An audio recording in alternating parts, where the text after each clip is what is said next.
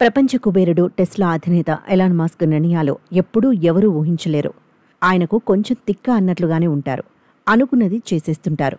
America అధ్యక్ష ఎన్నికల సమయంలో డొనాల్డ్ ట్రంప్కు మద్దతు ఇచ్చారు ఎలాన్ మస్క్. ఇక ఆ తర్వాత డోజ్లో కీలక బాధ్యతలు కూడా తీసుకున్నారు. కానీ ట్రంప్ అధ్యక్ష బాధ్యతలు తీసుకున్న కొన్నాళ్లకు అనూహ్యంగా కొన్ని మార్పులు చోటు చేసుకున్నాయి.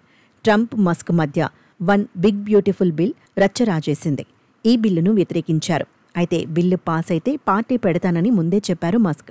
ఈ బిల్లుపై అలా ట్రంప్ సంతకం చేయగానే ఇలా పార్టీ పెడుతూ మస్క్ ప్రకటించడం సంచలనంగా మారింది. ముఖ్యంగా ట్రంప్ నిర్ణయానికి వ్యతిరేకంగా మస్క్ రాజకీయ పార్టీ వస్తోంది. స్వేచ్ఛను తిరిగి ఇచ్చేందుకు అమెరికా పార్టీ అంటూ ఎలాన్ మస్క్ తన సోషల్ మీడియా ఎక్స్లో పోస్ట్ చేశారు.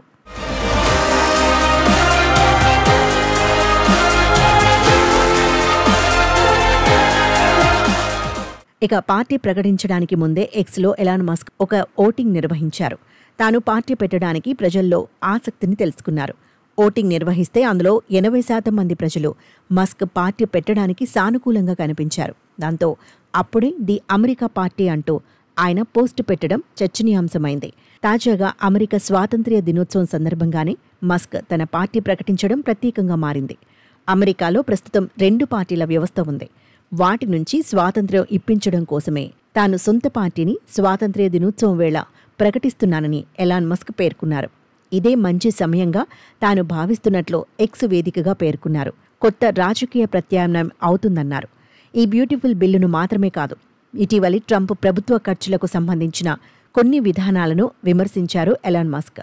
దీనిపై ట్రంప్ కూడా మస్క్కు కౌంటర్ ఇచ్చారు. ఇలా అన్ని పరిస్థితుల నేపథ్యంలోనే మస్క్ కొత్త పార్టీ ఆలోచనను తెరపైకి తెచ్చారు. అయితే మస్క్ పార్టీ ఏర్పాటుకు గ్రీన్ సిగ్నల్ ఇచ్చిన అమెరికన్ ప్రజలు మస్క్ పార్టీకి ది అమెరికా పార్టీ అనే పేరును నెటిజన్లు సూచించారు. మస్క్ దానికి సానుకూలంగా స్పందించి చివరకు అదే పేరును ఫైనల్ చేసి పార్టీని ప్రకటించేశారు. మరోవైపు అమెరికా అధ్యక్షుడు డొనాల్డ్ ట్రంప్ కల నెరవేరింది. రెండోసారి అధికారంలోకి వచ్చాక ప్రతిష్టాత్మకంగా భావించి తీసుకొచ్చిన బిగ్ బ్యూటిఫుల్ బిల్లు చట్టంగా మారింది. ఇప్పటికే కాంగ్రెస్లోని ఉభయ సభల ఆమోదం పొందిన ఈ బిల్లు దేశ స్వాతంత్ర్య దినోత్సవం రోజు అధ్యక్షుడి సంతకంతో చట్టరూపు సంతరించుకుంది. ట్రిలియన్ల కొద్దీ డాలర్ల పన్ను మినహాయింపులతో పాటు $1.2 ట్రిలియన్ విలువైన మెడికెయిడ్ ఆహార కూపన్ల కోతకు ఉద్దేశించిన చట్టమిదే.